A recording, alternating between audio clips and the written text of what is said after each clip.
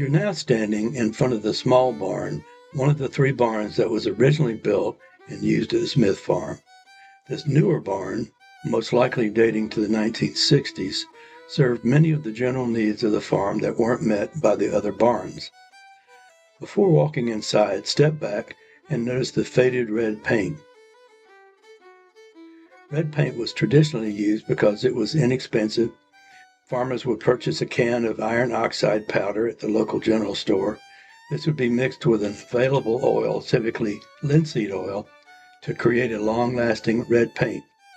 The paint also deterred insects and prevented decay. Looking at the large opening to your far left, let's step inside. This small hallway was often used for storing equipment or heavy farm implements.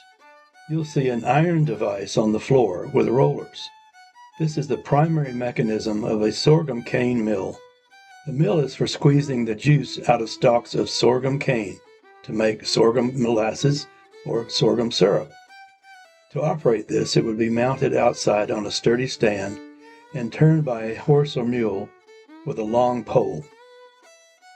On the right side of the barn, there is a small partial enclosure where newborn calves were kept and fed while their mother was out in the pasture grazing.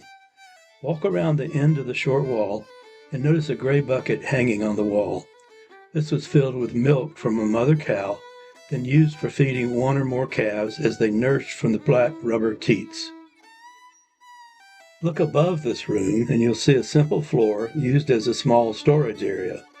Also, at the far end of the building, there is a large implement with huge metal wheels.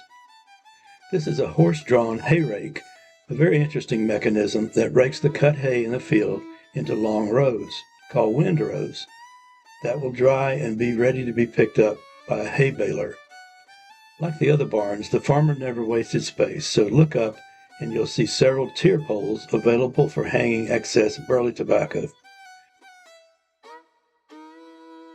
You're standing in a true all-purpose barn.